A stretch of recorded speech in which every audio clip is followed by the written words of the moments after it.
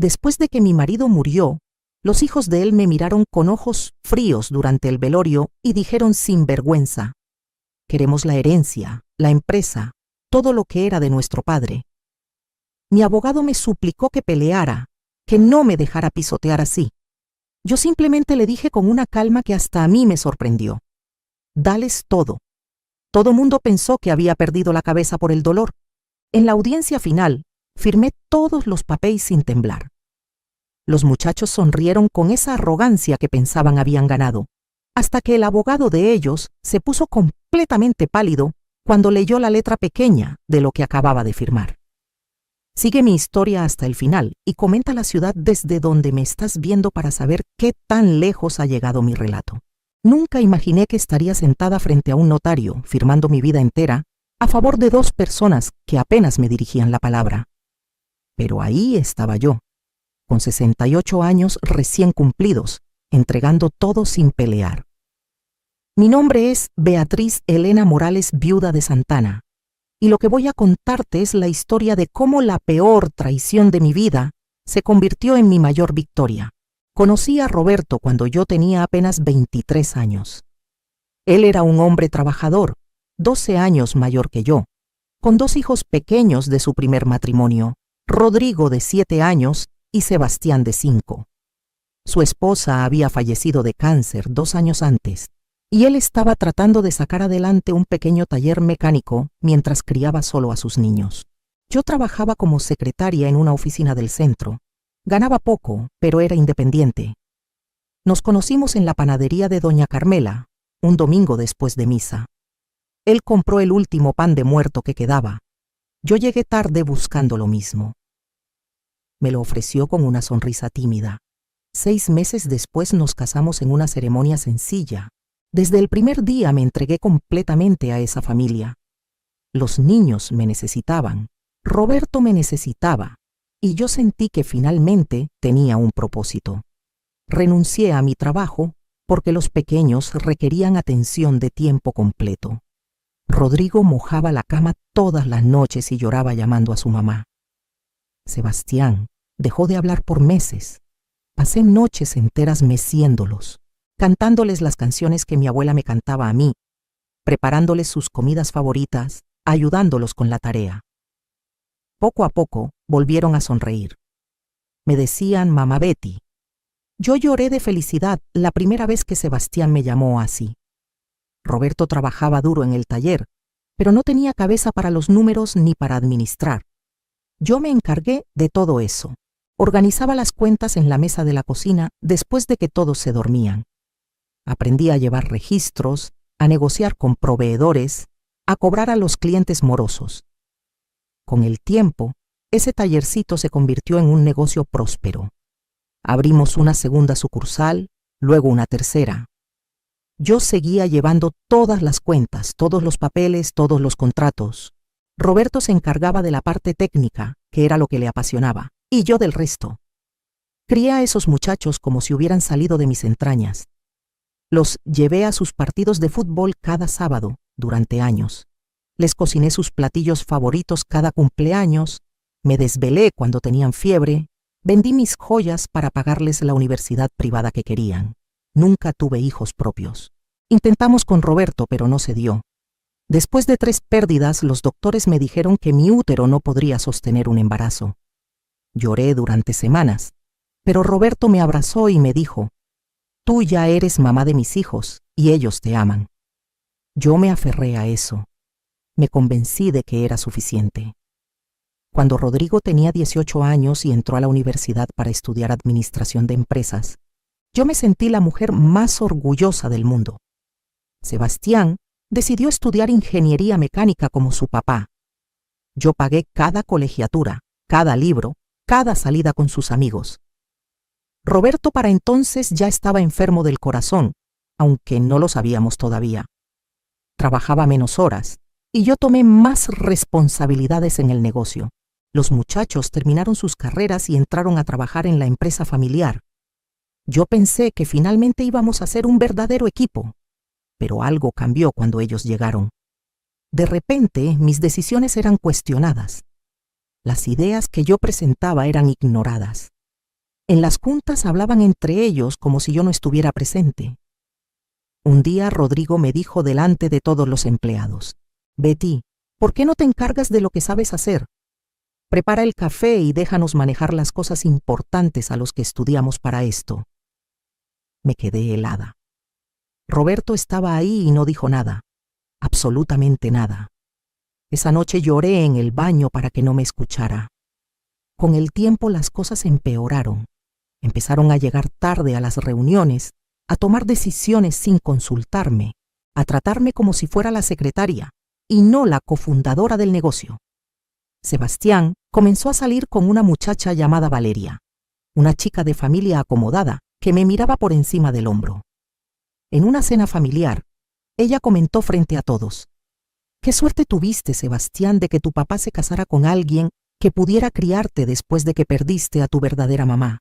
Lo dijo con una sonrisa dulce, pero con veneno en cada palabra. Los muchachos se rieron incómodos, pero no la corrigieron. Roberto sufrió su primer infarto a los 62 años. Estábamos en casa viendo la telenovela de las 9 cuando se agarró el pecho y cayó. Yo llamé a la ambulancia. Lo acompañé en el trayecto rogándole que no me dejara. Permanecí 3 días sin dormir en el hospital. Los muchachos llegaron al día siguiente. Rodrigo se quedó 2 horas y dijo que tenía una junta importante. Sebastián se fue después de 1 hora porque Valeria lo esperaba para cenar. Yo me quedé sola con Roberto, sosteniéndole la mano, hablándole, recordándole todos nuestros años juntos. Sobrevivió a ese infarto, pero quedó delicado. Los doctores dijeron que debía evitar el estrés, que tenía que retirarse del trabajo. Rodrigo y Sebastián prácticamente lo empujaron hacia el retiro. «Nosotros nos encargamos, papá. Tú descansa». Roberto aceptó, cansado y asustado. A mí ni me consultaron. Simplemente asumieron el control total de la empresa que yo había ayudado a construir desde cero. Los siguientes 3 años fueron amargos. Roberto se deterioraba lentamente en casa y yo lo cuidaba con todo mi amor. Le daba sus medicinas, le preparaba sus comidas sin sal como indicaban los doctores, lo acompañaba a todas sus citas médicas. Los muchachos visitaban cada vez menos.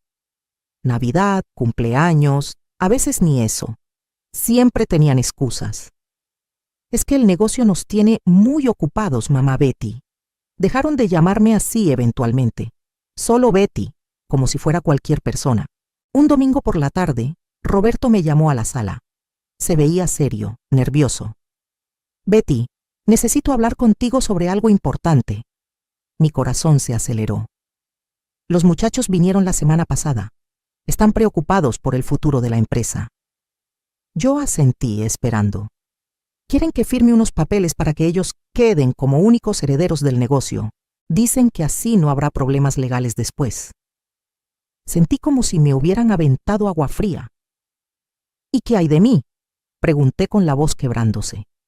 «Ellos dicen que tú estarás bien, que la casa quedará a tu nombre y tendrás una pensión, que es lo justo porque ellos son mi sangre». No lo podía creer. 45 años juntos y ahora resultaba que yo no era parte de la familia. «Roberto, yo ayudé a construir ese negocio. Trabajé día y noche, sacrifiqué todo». Él desvió la mirada. «Lo sé, Betty, pero son mis hijos. Necesito asegurarme de que ellos estén bien». Me levanté temblando. «¿Y yo qué soy? Después de criar a tus hijos como si fueran míos. Después de dedicar mi vida entera a esta familia». Él se veía incómodo, culpable, pero no cambió de postura. «Por favor, entiende, ellos son mi sangre». Esa frase me destrozó más que cualquier otra cosa. No firmé esos papeles entonces. Roberto no insistió mucho, quizás porque en el fondo sabía que era injusto. Pero los muchachos sí insistieron. Rodrigo me llamó una noche. «Betty, no hagas esto difícil. Sabes que la empresa es de la familia Santana. Tú te casaste con papá, pero no eres una Santana de sangre». Cada palabra era una puñalada. «Yo crié a ustedes», le dije con lágrimas bajando por mis mejillas. «Los alimenté, los cuidé cuando estaban enfermos, vendí todo lo que tenía para pagarles la universidad. Hubo un silencio. Y te lo agradecemos, Betty, pero eso no te hace nuestra mamá. Nuestra mamá murió hace muchos años. Sebastián fue aún peor. Vino a la casa con Valeria, que para entonces ya era su esposa. Mira, Betty, me dijo con una frialdad que me heló la sangre. No queremos problemas legales cuando papá fallezca. Es mejor que todo quede claro ahora. La empresa es nuestra por derecho. Tú puedes quedarte en esta casa y te daremos una ayuda mensual. Es más de lo que muchas personas tendrían. Valeria asintió a su lado con una sonrisa satisfecha. Es lo más sensato, agregó ella. No querrás parecer una aprovechada después de todo. Me sentí humillada, traicionada, invisible. Pero lo peor estaba por venir. Roberto sufrió un segundo infarto 6 meses después. Esta vez fue masivo. Murió en la ambulancia camino al hospital. Yo iba a su lado, apretando su mano, diciéndole cuánto lo amaba, rogándole que no me dejara sola con esta familia que no me quería. Sus últimas palabras fueron: perdóname. No sé si me estaba pidiendo perdón por morirse o por haberme fallado en vida. El funeral fue un teatro grotesco. Rodrigo y Sebastián lloraban frente a todos. Hacían el papel de hijos devastados. La gente se acercaba a darles el pésame, mientras yo estaba sentada en una esquina, prácticamente ignorada. Una señora que había sido amiga de la primera esposa de Roberto se acercó a los muchachos y dijo en voz alta para que yo escuchara: ¿cuánto debe extrañar su papá a su verdadera esposa ahora que están juntos en el cielo? Sentí ganas de gritar, de salir corriendo, pero me quedé ahí con la dignidad que me quedaba. Al día siguiente del entierro, ni siquiera esperaron una semana de luto. Rodrigo y Sebastián llegaron a la casa con su abogado, un hombre alto de traje gris llamado licenciado Montoya. Se sentaron en la sala como si fueran dueños del lugar. Betty, necesitamos resolver los asuntos de la herencia, dijo Rodrigo sin ninguna delicadeza. Sebastián sacó unos papeles de su portafolio. Queremos la herencia, la empresa, todo lo que le pertenecía a nuestro padre. Esto es lo justo y lo legal. El licenciado Montoya habló con tono profesional pero condescendiente. Señora, como los muchachos son hijos biológicos del difunto y usted no tuvo descendencia con él, ellos tienen derecho a la mayor parte de los bienes. Podemos llegar a un acuerdo amistoso donde usted reciba una compensación módica y evitamos un proceso legal largo y costoso que usted no podría ganar. Me miraba como si fuera tonta, como si no entendiera lo que estaba pasando. Llamé a mi abogado, el licenciado Herrera, un hombre mayor que había sido amigo de mi papá y que me había ayudado con algunos asuntos legales menores a lo largo de los años. Vino a mi casa esa misma tarde. Le expliqué toda la situación. Él revisó los papeles que los muchachos habían dejado, revisó el testamento de Roberto y me miró con tristeza. Beatriz, podemos pelear esto. Tú tienes derechos como cónyuge. Dedicaste tu vida a ese negocio. Hay formas de argumentar tu participación. No tienes que aceptar esto. Su voz temblaba de indignación. Yo me quedé en silencio por un largo rato. Pensé en los 45 años de mi vida invertidos en esa familia. Pensé en las noches sin dormir cuidando a 2 niños que no eran míos biológicamente, pero que yo amé como si lo fueran. Pensé en las lágrimas, los sacrificios, las humillaciones. Pensé en Roberto diciéndome: son mi sangre, como si yo fuera una extraña. Algo dentro de mí se quebró, pero al mismo tiempo algo más fuerte nació. Licenciado Herrera, dije finalmente con una calma que me sorprendió a mí misma: déles todo. Él me miró como si hubiera escuchado mal. ¿Perdón? Que les dé todo. La empresa, las propiedades que están a nombre de Roberto, todo lo que ellos están pidiendo. El licenciado se quitó los lentes y se frotó los ojos. Beatriz, por favor piénsalo bien. Estás en estado de shock por la muerte de tu esposo. Esto es tu futuro, tu seguridad. Yo negué con la cabeza. Ya lo pensé. Quiero que les dé todo. El licenciado Herrera literalmente me suplicó: te vas a quedar sin nada. Beatriz, estos muchachos te van a dejar en la calle. Llevas casi 5 décadas trabajando en ese negocio y te mereces tu parte. Por favor, déjame pelear por ti. Yo mantuve mi posición. Prepare los papeles. Les voy a dar todo lo que están pidiendo. Él suspiró derrotado. Está bien, pero que conste que lo hago en contra de mi mejor juicio profesional. Voy a documentar que te asesoré en contra de esta decisión. Cuando Rodrigo y Sebastián se enteraron de que yo había aceptado darles todo sin pelear, la satisfacción en sus caras fue repugnante. Vinieron a la casa con Valeria y la esposa de Rodrigo, una mujer llamada Patricia, que siempre había sido distante conmigo. «Qué bueno que entraste en razón, Betty», dijo Sebastián con condescendencia. «Esto es lo mejor para todos. Evitamos conflictos innecesarios». Rodrigo asintió. «Te vamos a dar una buena pensión mensual, no te preocupes. No somos malos hijos». Valeria no pudo contenerse. «Además, seamos honestos. Tú no sabrías qué hacer con una empresa.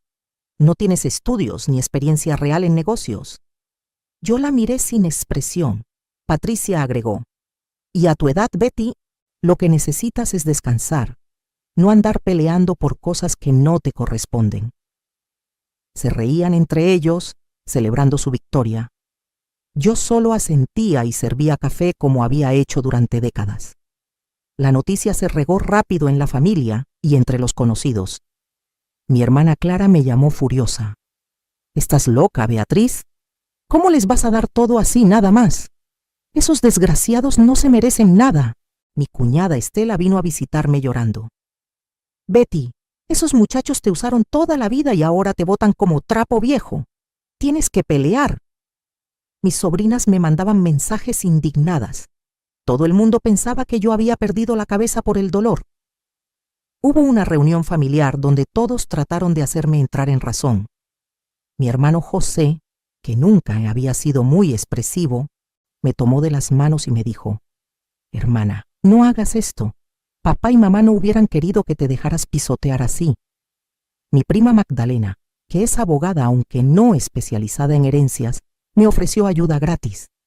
«Yo te ayudo, Betty. Buscamos un buen abogado y les peleamos. No pueden tratarte así después de todo lo que hiciste por ellos». Pero yo me mantuve firme en mi decisión. Ya está decidido. No quiero pelear, solo quiero paz. Todos me miraban con una mezcla de lástima y frustración. Pensaban que estaba deprimida, que el dolor me había nublado el juicio, que estaba siendo la misma mujer sumisa y sacrificada de siempre, que se dejaba pisotear sin defenderse. Nadie entendía. Y yo no les podía explicar porque todavía no era el momento. El licenciado Herrera preparó todos los documentos. Fueron semanas de papeleo, de firmas, de trámites notariales. Él seguía intentando hacerme cambiar de opinión cada vez que nos veíamos. «Beatriz, todavía estás a tiempo. Puedo detener esto». Yo solo le agradecía su preocupación y le pedía que continuara. Los muchachos estaban ansiosos, apuraban el proceso. Querían tener todo firmado y sellado lo antes posible. Finalmente llegó el día de la audiencia final. Era un miércoles por la mañana en las oficinas del notario público número 17. Yo llegué temprano, vestida con un traje sastre negro, el cabello recogido, sin joyas. El licenciado Herrera estaba conmigo, todavía con cara de no poder creer lo que estábamos a punto de hacer. Rodrigo y Sebastián llegaron 15 minutos tarde, conversando y riendo como si fueran a firmar cualquier contrato sin importancia. El licenciado Montoya venía con ellos, portafolio en mano, sonrisa de victoria en la cara. El notario, un señor serio de unos 50 años llamado licenciado Fuentes, nos hizo pasar a todos a su oficina. Era un espacio formal con libreros llenos de códigos legales y un escritorio amplio de caoba. «Bueno, procedamos», dijo con voz neutral. «Señora Beatriz Elena Morales, viuda de Santana, ¿está usted aquí por su propia voluntad?» «Sí», respondí con claridad. «¿Entiende usted que estás a punto de ceder todos los derechos sobre la empresa Talleres Santana y Asociados?» así como las propiedades registradas a nombre de su difunto esposo Roberto Santana. Sí, lo entiendo perfectamente. El notario continuó. Ha sido usted asesorada legalmente y comprende las consecuencias de este acto. El licenciado Herrera intervino con voz tensa. Señor notario, quiero que conste en actas que yo, como representante legal de la señora Morales, le he aconsejado repetidamente en contra de esta decisión. La señora está actuando en contra de mi recomendación profesional. El notario asintió y tomó nota. Rodrigo y Sebastián se miraron con sonrisas apenas disimuladas. Comenzó la lectura de los documentos. Uno por uno, los papeles detallaban todo lo que yo estaba cediendo. La empresa principal con sus 3 sucursales, el terreno donde estaba construido el taller original, 2 locales comerciales que rentábamos, una bodega, inversiones en el banco, todo lo que Roberto había puesto a su nombre, aunque yo hubiera trabajado para conseguirlo. La lista parecía interminable. Con cada propiedad mencionada, yo veía como los ojos de Rodrigo y Sebastián brillaban más. Llegó el momento de firmar. El notario puso frente a mí el primer documento. Señora Morales, si está segura, firme aquí, por favor. Tomé la pluma. Mi mano no temblaba. Firmé con letra clara. Beatriz Elena Morales, viuda de Santana. El licenciado Herrera suspiró pesadamente a mi lado. Firmé el segundo documento, luego el tercero. Cuarto, quinto. Fueron 18 documentos en total. Con cada firma yo sentía las miradas de satisfacción de los muchachos.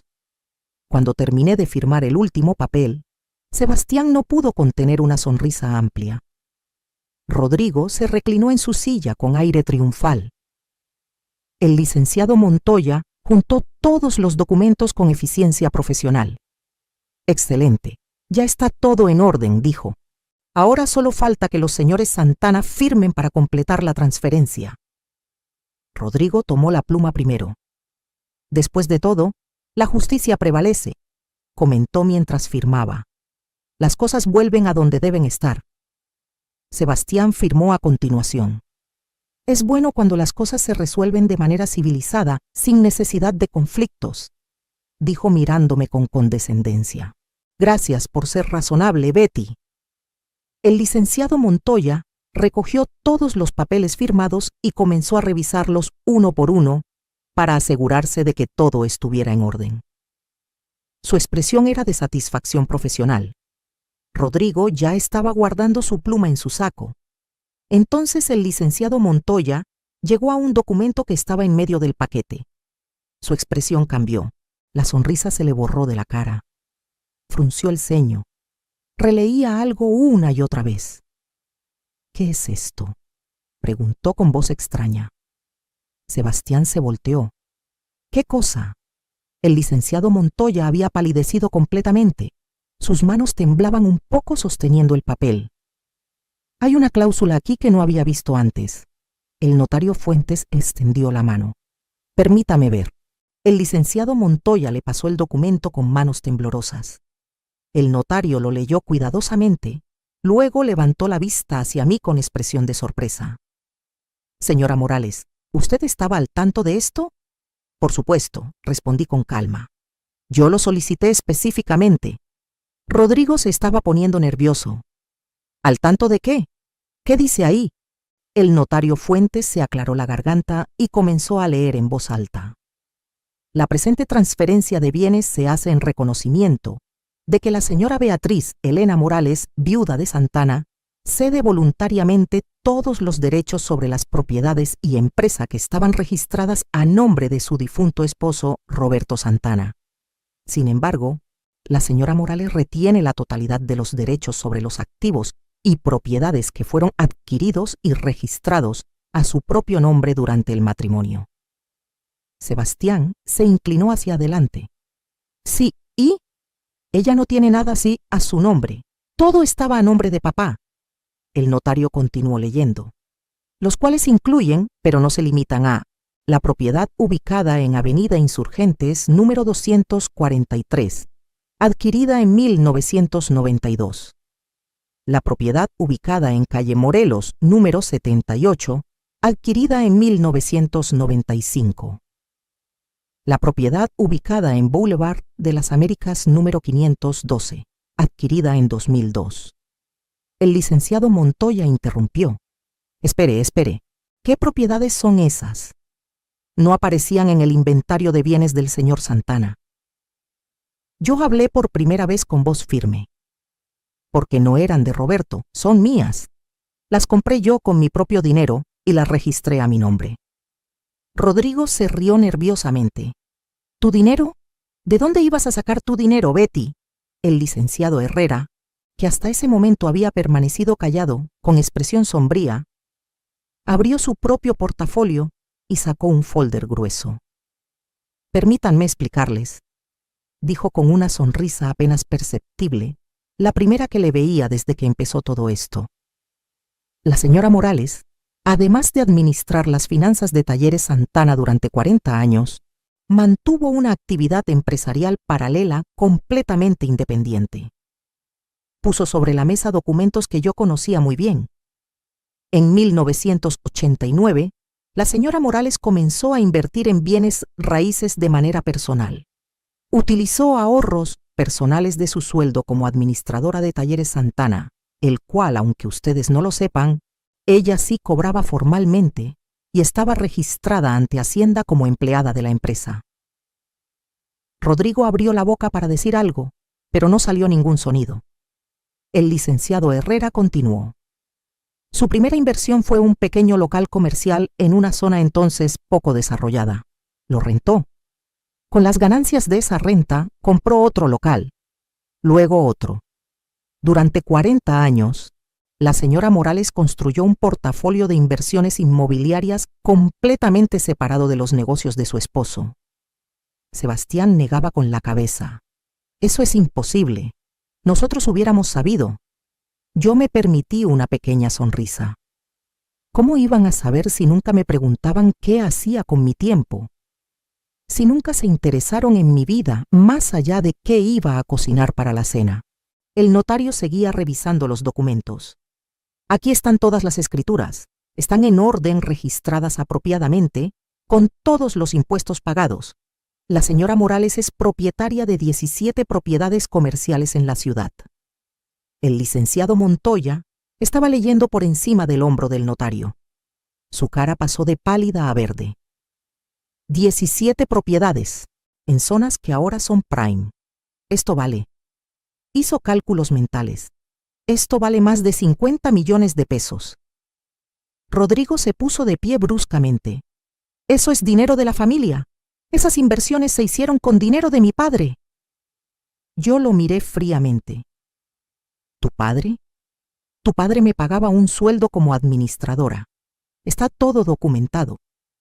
Cada peso que invertí salió de mi sueldo legítimo. El licenciado Herrera sacó más papeles. Hay más. La señora Morales también tiene inversiones en la bolsa de valores. Abrió su cuenta de inversiones en 2005. Ha sido una inversionista conservadora pero constante durante casi 20 años. Puso estados de cuenta sobre la mesa. El valor actual de su portafolio de inversiones es de aproximadamente 8 millones de pesos. Sebastián estaba completamente pálido. No puede ser. Esto es trampa. Ella usó información privilegiada de la empresa, usó recursos de papá. El licenciado Herrera negó con la cabeza. Todas sus inversiones están completamente documentadas y son absolutamente legales. La señora Morales nunca mezcló las finanzas personales con las de Talleres Santana. De hecho, fue meticulosa en mantenerlas separadas precisamente para evitar este tipo de acusaciones. El notario intervino. Señores, todo está en orden legalmente. La señora Morales está cediendo lo que estaba a nombre de su esposo, como acordaron, pero retiene lo que legítimamente le pertenece a ella. Rodrigo golpeó la mesa. Esto es un fraude. Ella nos engañó. Yo me puse de pie lentamente. Los engañé. Ustedes asumieron que yo era una mujer tonta y sumisa, que no tenía nada propio. Nunca preguntaron. Nunca les importó. El licenciado Herrera añadió otro detalle. Ah, y hay algo más que deben saber. ¿Recuerdan la casa donde vive la señora Morales? ¿La que ustedes generosamente le iban a permitir conservar? Hubo un silencio tenso. Esa casa se compró en 1994. Está registrada a nombre de Beatriz Elena Morales, no de Roberto Santana. Roberto nunca fue dueño de esa casa. Siempre fue de ella. Sebastián se dejó caer en su silla, pero papá vivió ahí durante casi 30 años. Vivió ahí como esposo de la dueña, aclaró el licenciado Herrera. La señora Morales compró esa casa con su propio dinero cuando la familia necesitaba mudarse a algo más grande. Roberto en ese momento tenía deudas y no calificaba para un crédito. Ella sí. La compró, la pagó, siempre fue suya. Rodrigo miraba los papeles como si fueran escritos en otro idioma. Entonces todo este tiempo, mientras nosotros pensábamos que te estábamos haciendo un favor dejándote la casa. Yo era la dueña, completé la frase. Ustedes no me estaban dejando nada, era mío desde el principio. La ironía de la situación finalmente les estaba cayendo. El licenciado Montoya intentó recuperar algo de compostura profesional.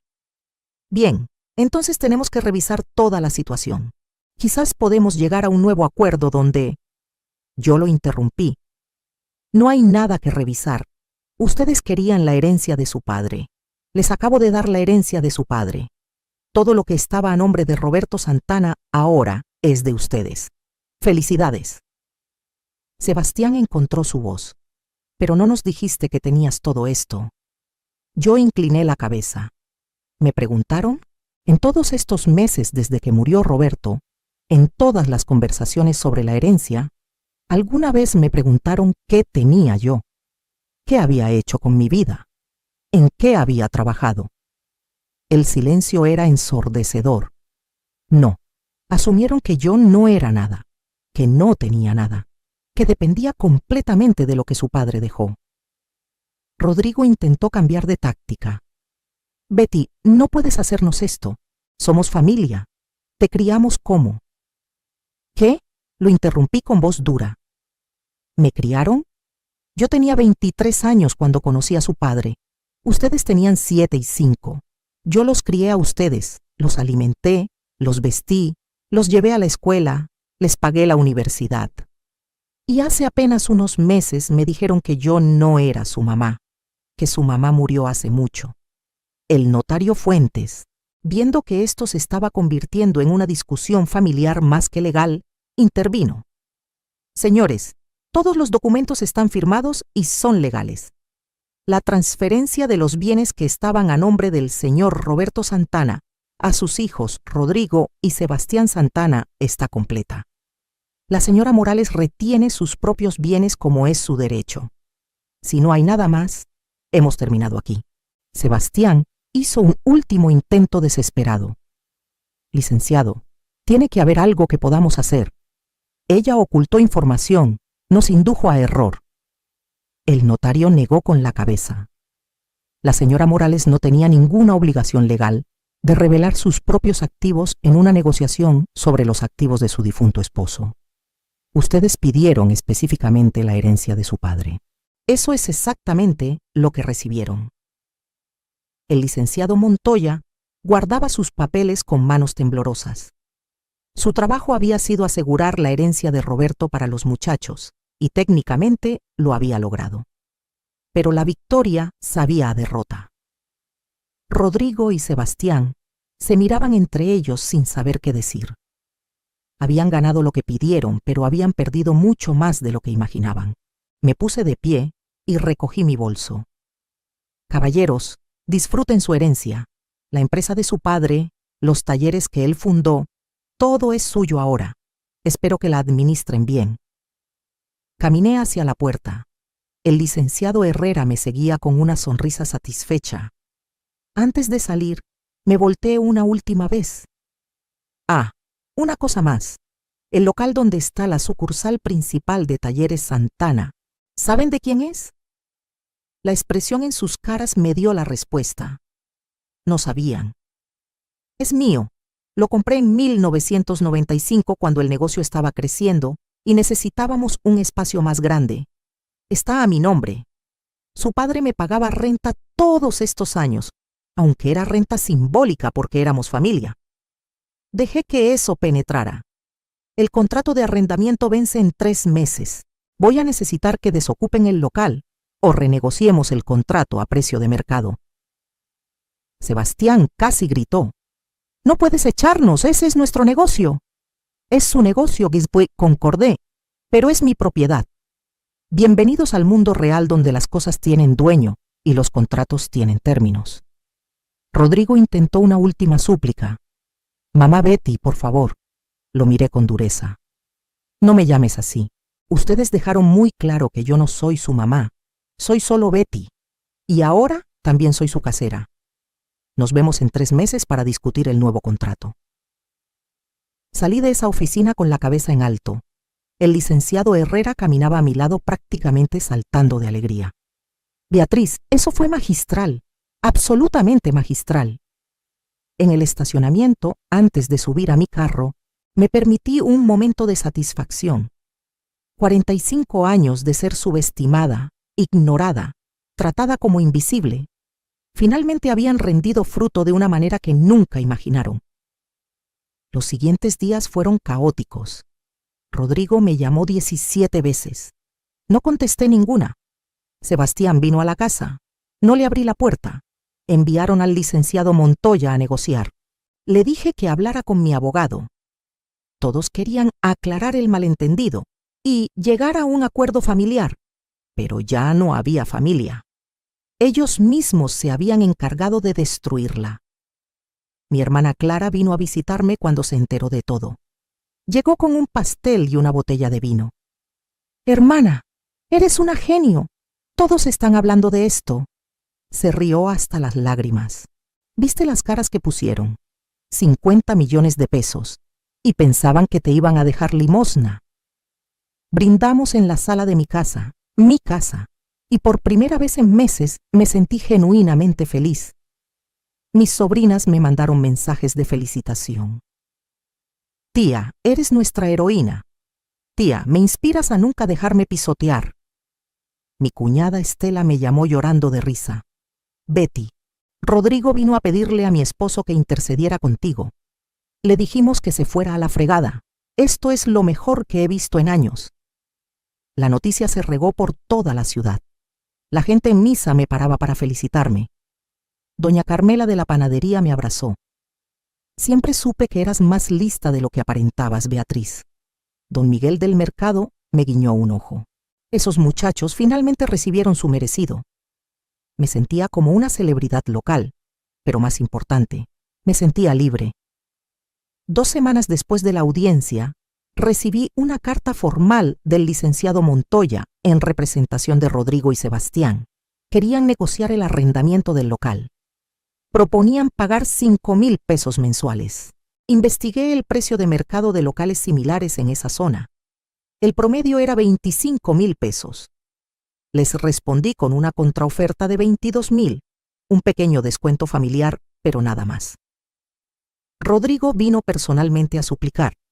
Lo recibí en la sala, le ofrecí café como si fuera cualquier inquilino. Betty, 22,000 pesos al mes es imposible. No podemos pagar eso. Lo miré sin expresión. Entonces busquen otro local. Tengo 3 empresas interesadas en rentar ese espacio.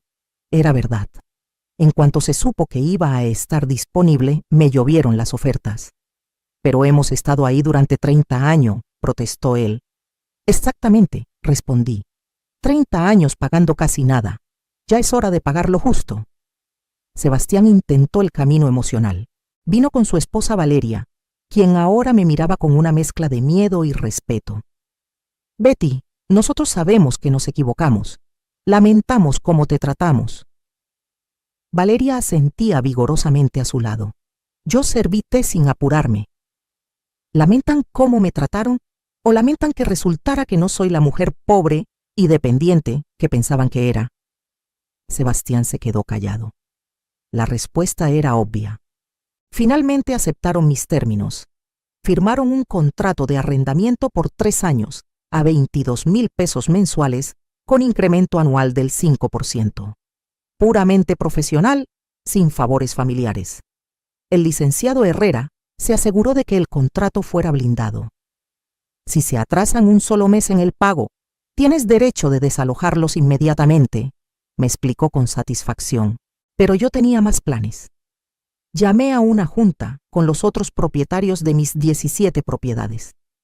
Durante años había sido una casera ausente, dejando que una administradora se encargara de todo.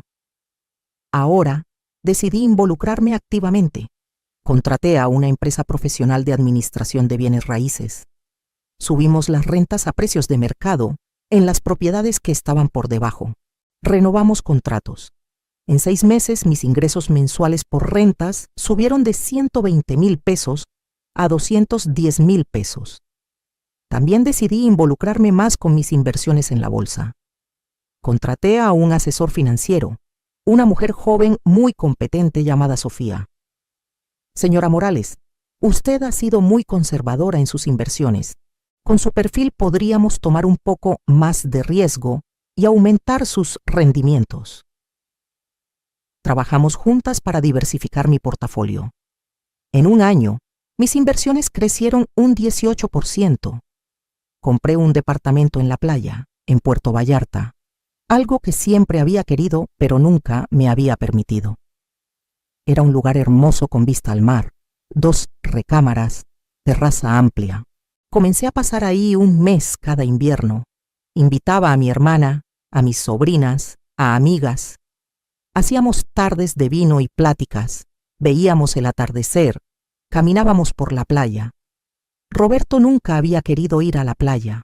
Decía que era pérdida de tiempo. Me inscribí en clases de pintura, algo que me había gustado de joven, pero había abandonado al casarme. Descubrí que todavía tenía cierto talento. Mi maestro, don Arturo, un señor de 70 años con espíritu joven, me animó a exponer. Beatriz, estos paisajes son hermosos. Deberías compartirlos. Participé en una exposición colectiva en una galería local. Vendí 3 cuadros. No era el dinero lo que importaba. Era la validación de que yo era más que una esposa y madre sustituta. Comencé a viajar. Fui a Oaxaca con un grupo de mujeres de mi edad. Visitamos las zonas arqueológicas, probamos la comida tradicional, compramos artesanías. Conocí a Mercedes, una viuda de Puebla, que se convirtió en amiga cercana. Ella también tenía una historia de sacrificio y eventual liberación. Nos entendíamos perfectamente. Luego fui a Chiapas, a conocer las cascadas y las comunidades indígenas. Después a Guanajuato para el Festival Cervantino. Cada viaje era una afirmación de mi libertad, de mi capacidad de disfrutar la vida sin pedir permiso, sin cuidar a nadie más que a mí misma. Roberto siempre había dicho que viajar por placer era un desperdicio. Resulta que era lo mejor que había hecho en años. Mientras tanto, Rodrigo y Sebastián luchaban con la empresa. Sin mis habilidades administrativas, el negocio comenzó a tener problemas. Descubrí por conocidos mutuos que habían perdido 2 contratos importantes por mala organización, que tenían problemas con Hacienda porque no habían presentado declaraciones a tiempo, que los empleados viejos, los que me conocían, estaban renunciando porque los muchachos los trataban mal. Un día me encontré a don Ramón en el mercado. Él había sido mecánico en el taller original durante 20 años. Señora Betty, qué gusto verla. Se ve usted radiante. Le agradecí. Él bajó la voz. Ya no trabajo en los talleres. Renuncié el mes pasado. Esos muchachos no saben lo que hacen. Todo lo que usted y don Roberto construyeron lo están destruyendo. Sentí una pizca de tristeza, pero no era mi problema ya. 6 meses después de la audiencia, Sebastián llegó a mi casa sin avisar. Se veía cansado, estresado. Betty, necesitamos ayuda. El negocio está en problemas. Me senté frente a él, pero no ofrecí café. ¿Y? Pregunté sin emoción. Pensamos que tal vez tú podrías volver a administrar solo temporalmente hasta que nosotros aprendamos bien. Me reí. No pude evitarlo. ¿Quieren que regrese a trabajar gratis para salvar el negocio que me quitaron? Sebastián se veía desesperado. No gratis. Te pagaríamos un sueldo, un buen sueldo. ¿Cuánto? Pregunté por curiosidad. 15,000 pesos al mes. Volví a reírme. Gano más que eso en rentas de una sola de mis propiedades. ¿Por qué querría volver a trabajar para ustedes por 15,000 pesos? Él no tenía respuesta. Rodrigo intentó otro enfoque. Me invitó a comer a un restaurante elegante. Llegó con Patricia, su esposa, quien ahora era toda sonrisas y amabilidad. Beatriz, te ves maravillosa. Ese corte de cabello te queda hermoso. Yo había cambiado mi look, corté mi cabello largo que había tenido por décadas, me hice luces, actualicé mi guardarropa, me sentía y me veía como una mujer nueva. Durante la comida, Rodrigo dio vueltas al tema hasta que finalmente llegó al punto. Betty, hemos estado pensando. Quizás podríamos ser socios. Tú regresas a administrar la empresa y te damos un porcentaje de las ganancias. Lo miré mientras cortaba mi filete. ¿Qué porcentaje? 10%, ofreció. Tomé un sorbo de vino. No me interesa. Patricia se inclinó hacia adelante. Beatriz, sé que tuvimos un mal comienzo, pero somos familia. Deberíamos trabajar juntos. La miré directamente. Familia es quien está contigo en las buenas y en las malas. Familia es quien te respeta y te valora. Ustedes dejaron claro que yo no soy familia. Soy solo la mujer que se casó con su padre y que tuvo la suerte de ser más inteligente de lo que pensaban. Los rumores sobre los problemas de Talleres Santana llegaban a mis oídos constantemente. Clientes insatisfechos, empleados mal pagados, deudas acumulándose. Una parte muy pequeña de mí sentía lástima. Roberto había trabajado duro para construir ese negocio, pero Roberto también había elegido a sus hijos sobre mí cuando importaba. Las consecuencias de esa decisión ahora eran claras. Un año después de la audiencia, recibí una llamada del licenciado Montoya. Señora Morales, mis clientes están considerando vender Talleres Santana. Están buscando inversionistas o compradores potenciales. Pensamos que usted podría estar interesada. Me sorprendió la audacia. ¿Quieren que yo compre el negocio que me quitaron?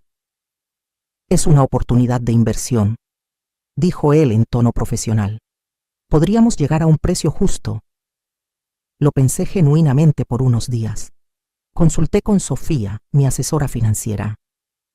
Señora Morales, desde el punto de vista puramente financiero, no es buena inversión.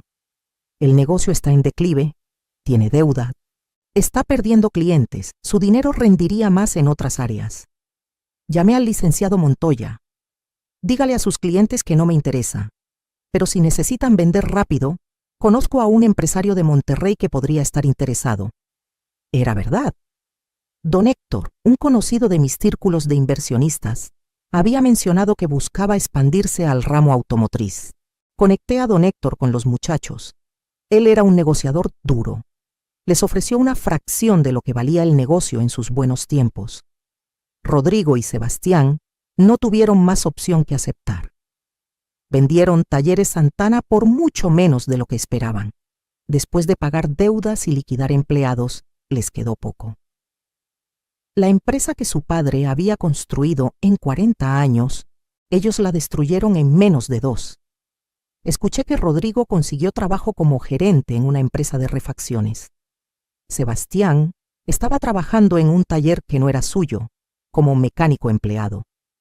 La ironía era deliciosa.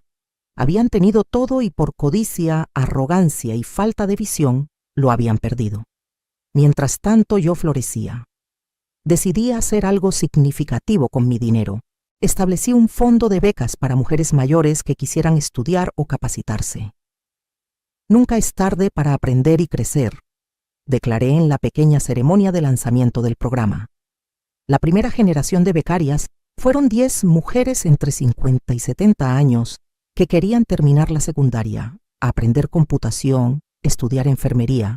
Sus historias me tocaban el corazón porque veía reflejadas en ellas a la mujer que yo había sido. También comencé a dar pláticas en centros comunitarios. Empoderamiento financiero para mujeres. Enseñaba lo básico, Cómo abrir una cuenta de banco, cómo ahorrar, cómo hacer un presupuesto, cómo pensar en inversiones. Las mujeres llegaban tímidas al principio, pero salían con los ojos brillantes de posibilidades. Nunca pensé que yo podría invertir en la bolsa, me dijo una señora de 60 años. Pensé que eso era solo para hombres ricos. Mi vida se había transformado completamente. Las mañanas las dedicaba a administrar mis propiedades y revisar mis inversiones. Las tardes a mis clases de pintura o a mis pláticas comunitarias. Los fines de semana a viajar, pasar tiempo con mi verdadera familia y amigos, disfrutar de mi libertad. Era la vida que debía haber tenido décadas atrás. 2 años después de la muerte de Roberto, en el aniversario de su fallecimiento, fui sola al cementerio. Me paré frente a su tumba y hablé en voz alta, aunque no había nadie cerca. Roberto, te amé con todo mi corazón. Dejé de lado mis sueños para apoyar los tuyos. Crié a tus hijos como si fueran míos. Construí un negocio a tu lado. Pero nunca me valoraste realmente. Siempre fui la segunda opción. Tus hijos siempre fueron primero, sin importar cómo me trataran. Continué hablando. Pero ¿sabes qué? Gracias por eso. Gracias porque tu falta de aprecio me obligó a cuidarme a mí misma. Gracias porque sabiendo que nunca me pondrías primero, yo construí mi propio futuro en secreto. Si me hubieras valorado, si tus hijos me hubieran tratado con respeto, probablemente nunca habría descubierto mi propia fuerza. Puse flores en su tumba. Descansa en paz. Yo finalmente estoy en paz también. Un día, casi 3 años después de todo, estaba en un café leyendo cuando vi a Valeria entrar. Ella me vio y por un momento pensé que se daría la vuelta, pero se acercó tímidamente. Señora Beatriz, ¿puedo hablar con usted un momento? Le señalé la silla frente a mí. Se sentó nerviosa. Quiero disculparme por cómo la traté. Fui cruel, condescendiente, horrible. Tomó aire. Sebastián y yo estamos teniendo problemas. Él está amargado, resentido. Dice que todo es culpa mía por haberlo animado a pelear por la herencia. La miré sin expresión. ¿Y quieres que de mí? ¿Perdón? ¿Consejo? Ella negó con la cabeza.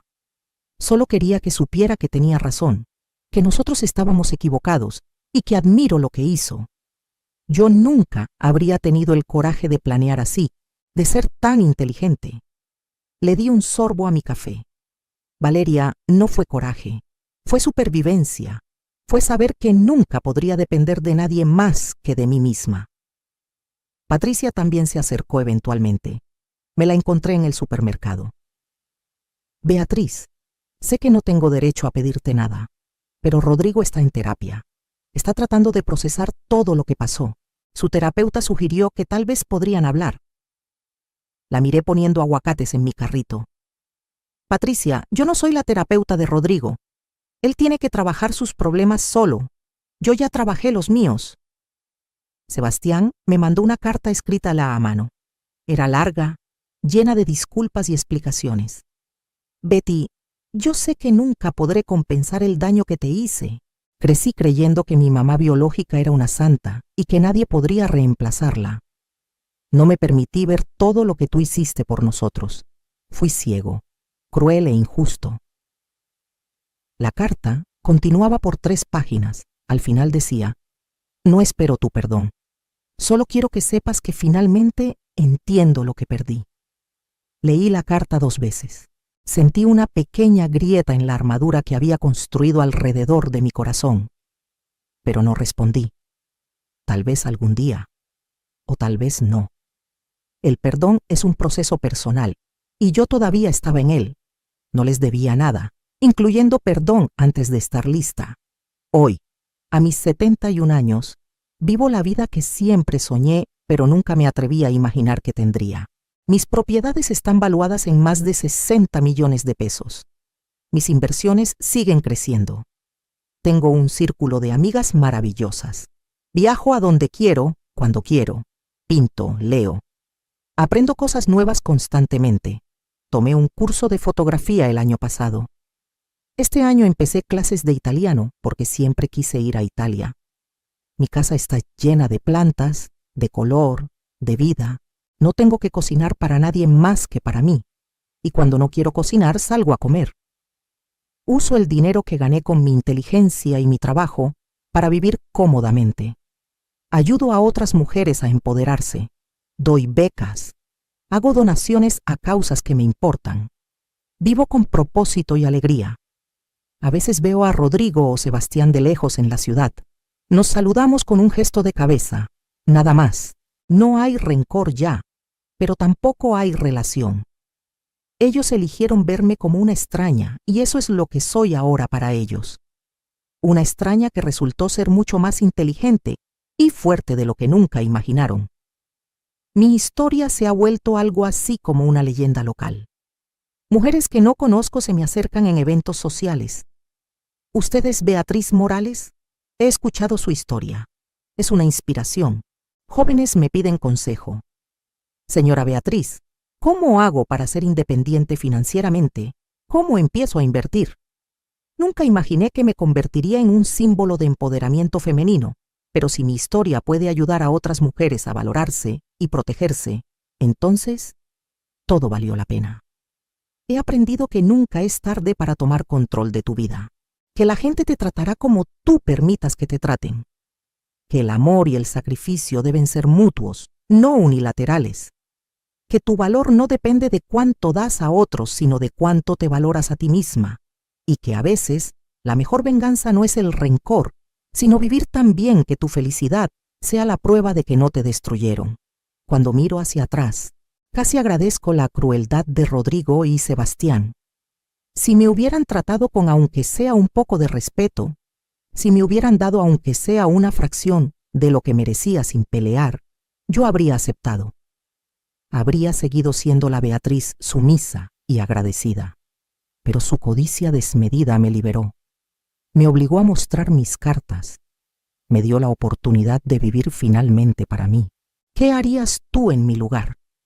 Si dedicaste décadas de tu vida a una familia que te desechó al primer momento conveniente, si te subestimaron y menospreciaron, si tuviste la oportunidad de demostrar que eras más fuerte e inteligente de lo que nunca imaginaron, ¿lo habrías hecho?